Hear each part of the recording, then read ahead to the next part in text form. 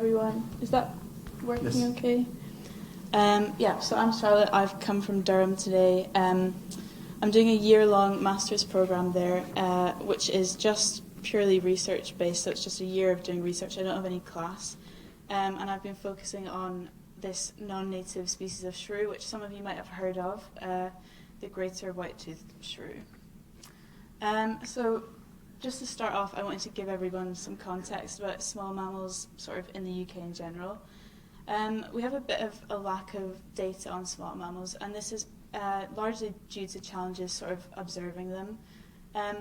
They're small, first of all, but they also move really quickly, so even if we do see one, it would be hard to tell sort of what species we've seen. They also tend to be more active at night time.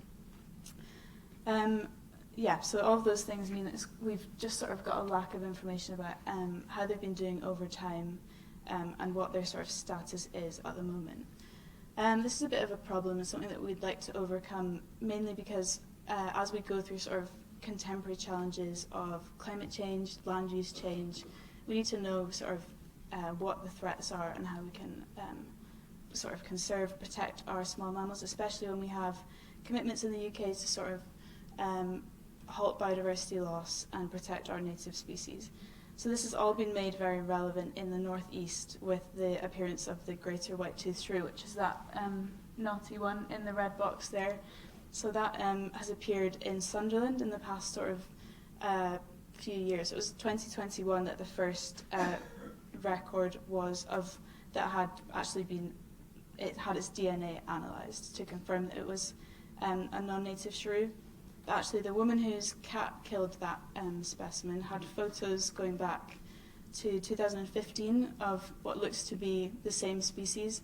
So it could have been here for quite a long time already, which is a bit worrying.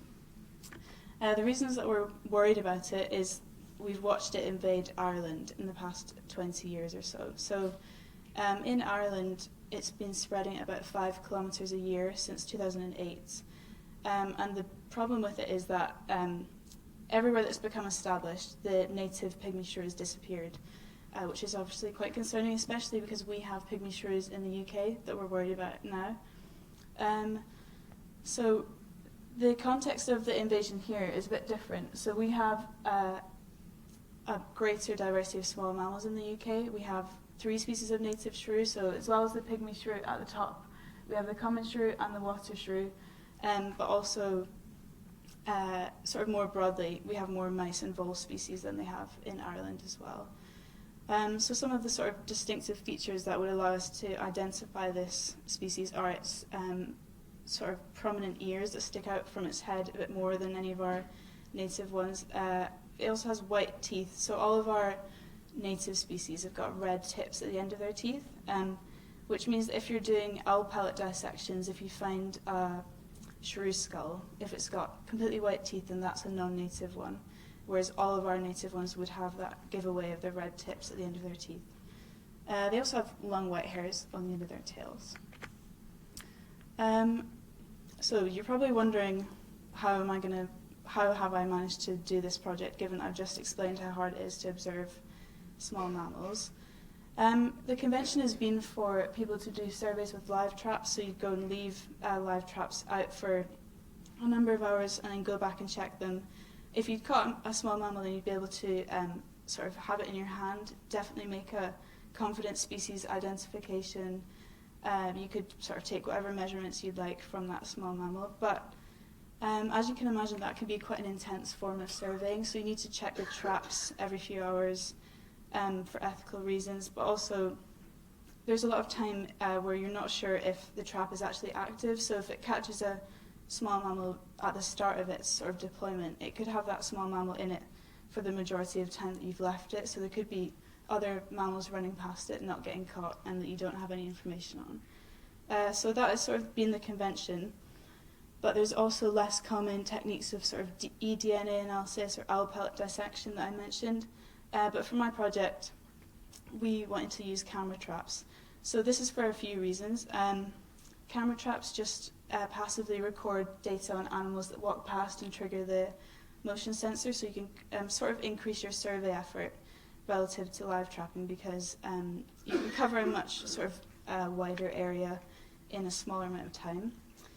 That was useful for this project as well because we're sort of looking to cover lots of ground to look for this non-native species.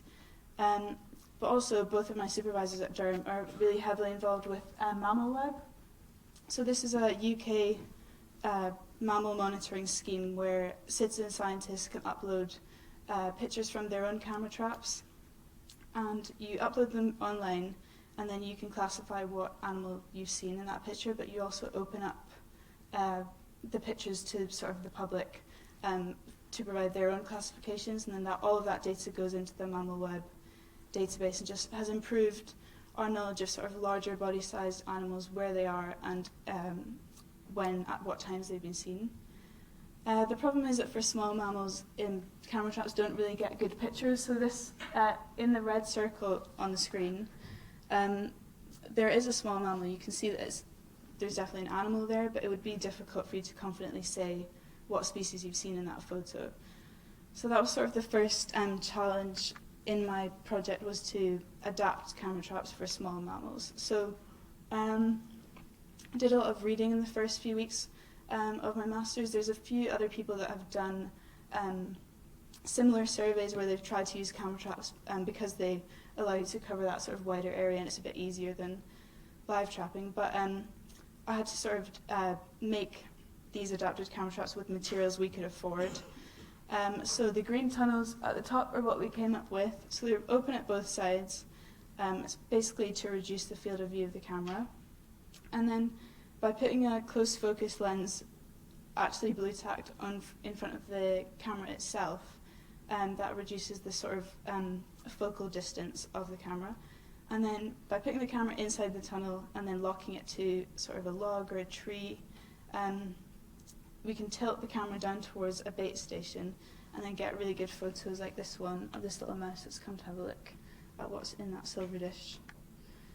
So the first sort of pilot study was to test these out at the Botanic Gardens in Durham. So this was basically just before the proper fieldwork started, make sure that the setup was working, that we could actually identify species from the images that we were getting.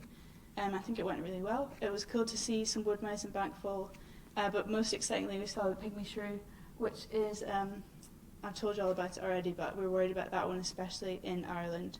So it's nice to know that there's at least one in Durham. But also, it's sort of the smallest mammal that we would hope to detect with this camera, so it's good to know that like the motion sensor would actually be triggered by that small of an animal. So just before I go into sort of the real fieldwork and results, I just wanted to make sure that everyone knew there's sort of two aims to my master's. It's not all about the non-native shrew. It's important to sort of gather information about that, but it's also a huge part of it is to get sort of baseline data on our native small mammals, so that we have some kind of like reference level to measure our future change against.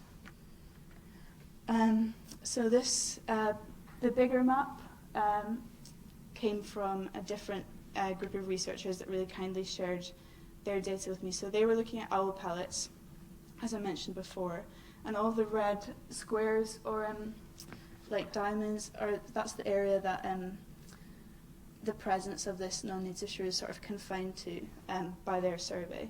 So that's where I sort of focused my effort with these sites in the smaller map. Oh, you can't see. Sorry, you can't see what I'm doing.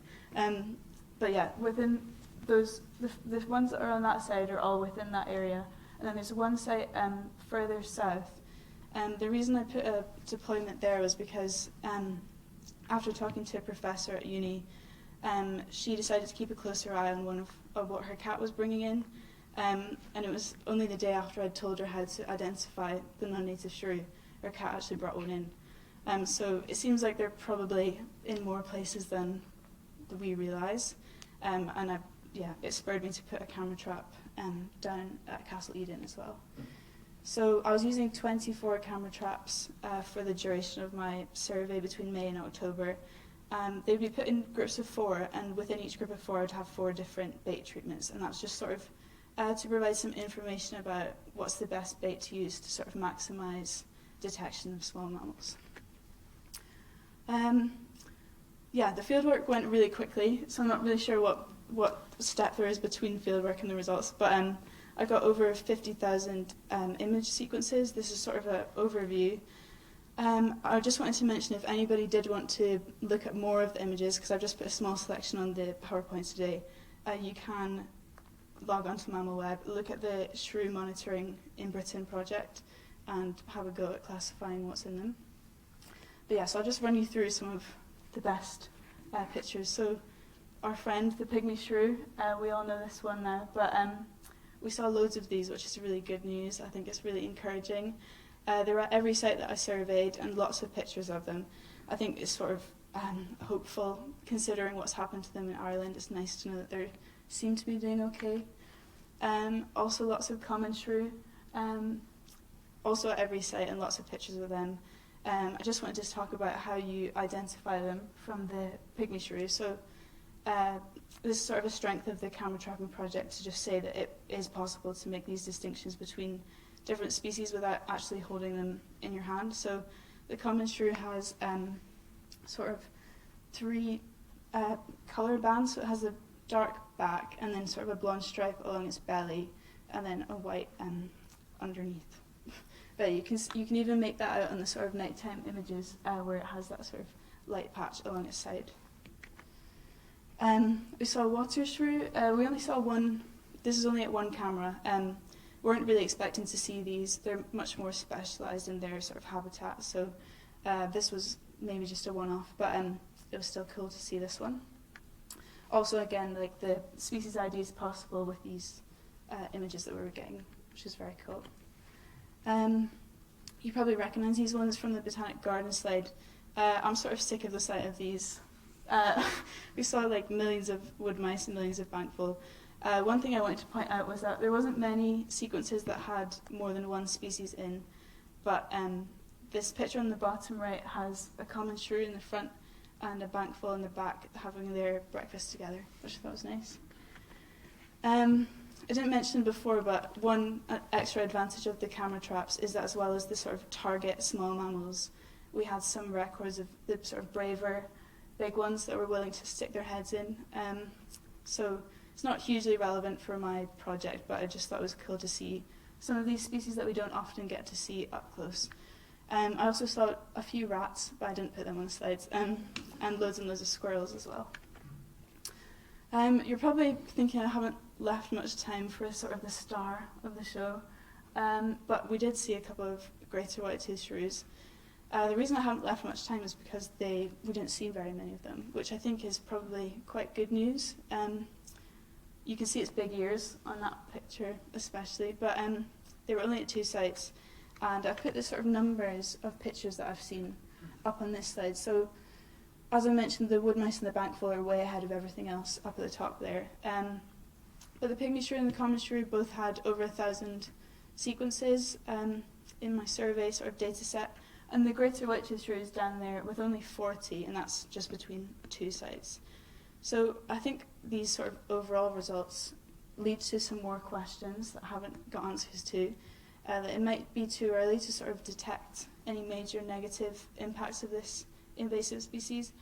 It could be that the sort of more diverse small mammal assemblage that we have in the UK could provide more resilience to this sort of new competitor relative to Ireland. What I would quite like to look into in the coming weeks before I finish my project is whether at those sites that they were present, whether the sort of relative trapping rates of other species was different to sites that they weren't present at. But yeah, so those are some questions I've got left to answer. But just to sort of wrap up the talk, I think in terms of conclusions, one definite conclusion is that this is a successful method for monitoring small mammals. We've got a great data set of loads of different pictures of native species, which is a great reference baseline for sort of measuring changes to come in the next few years. A few new records of the Greater White-toothed Shrew, which is just important information to have. It's definitely different dynamics here than what's been going on in Ireland. And I think just the final point is to stress that we really need to, this is only a baseline data set, so we can't tell anything about impacts from what my survey has achieved, if we do sort of continued monitoring, it will be possible to sort of check up on what's going on with our small mammals. So that's all I had to say, and if anyone does want to contribute, that's the project that you're looking for on Mammal Web. But yeah, thanks very much.